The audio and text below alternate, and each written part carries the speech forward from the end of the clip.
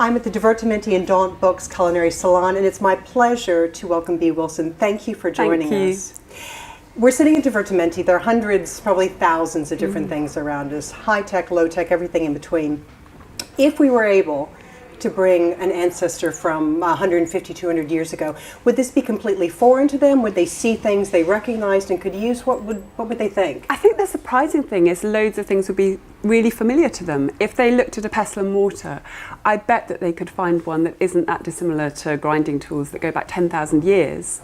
And the wooden spoon, I mean, that's got to be one of the most universal and time-worn utensils, and it just is never going to go out of fashion. But then obviously there'd be other things, whether it's an electric mixer or, I don't know, does Divertimenti sell sous vide machines? I need to go and look. I mean, there'd be other things that would be utterly baffling and alien. But the amazing thing about our kitchens, I think, is the way that old and new coexist. So when you come somewhere like this, you think, yeah, we want to kind of mix and match, don't we? We want to have certain things which feel kind of old and reassuring and made out of wood like our grandmothers used. But on the other hand, we want kind of lovely, shiny, futuristic gadgets that help us to cook in no time at all. And what was your inspiration? Because it's such a fantastic book, and it's just fascinating to read all the little anecdotes and stories that are behind the things that we find in our kitchen. But what inspired you in the first place to write it? I think it was just that. I think it was suddenly realising that there was a kind of missing part of the story. It was partly that, in common with, I think, our food culture in general, I'd always been more interested in ingredients than tools. And then I suddenly thought, but tools change everything. I mean, you can take the same thing, an egg, and how you treat it. The tools and techniques and cooking methods completely transform the nutritional content, the cultural associations. And then I realised there were so many things like that. Like, the reason it's called Consider the Fork is we completely take something like the fork for granted. It's the most ubiquitous utensil. It's used for every meal, from the most kind of posh Michelin-starred dinner to kind of eating something in the park with a wooden fork, quick salad for lunch.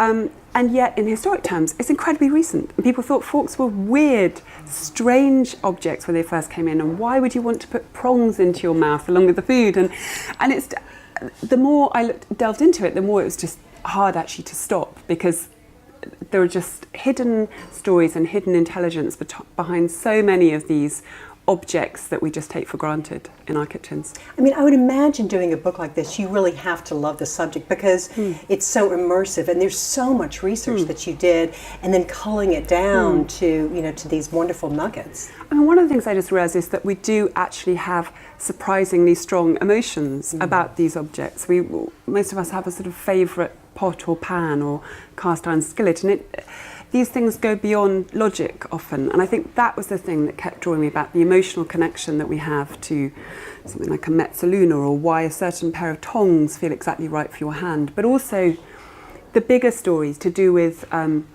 fire and ice and sort of human survival. We sometimes think, you know, we walk through a lovely shop like Divertimenti and we think this might be quite a trivial subject, but actually look at something like the transition from organising our lives around a hearth, which was the way almost everyone lived until very, very recently, to now where the starting point for a kitchen is cold. It's the fridge that is the starting point. Yeah.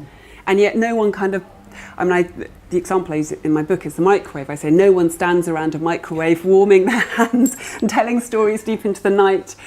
And there's a way in which some of the romance has gone, and then there's other ways in which we've never loved our kitchens as much as we do today. It still really is the starting point around which people organise their lives, isn't it? It is. It's really the heart of the home. So I guess the question is, for the next book, you know, Consider the Fork is here. Are you going to leave the kitchen, or are we going to stay in the kitchen? What can we expect? I mean, it's very early stages, but it's really looking at eating from a different angle. I'm now moving into psychology, and all I can really say now is about children and food habits, and how our food habits start in childhood and then stay with us for the rest of our lives.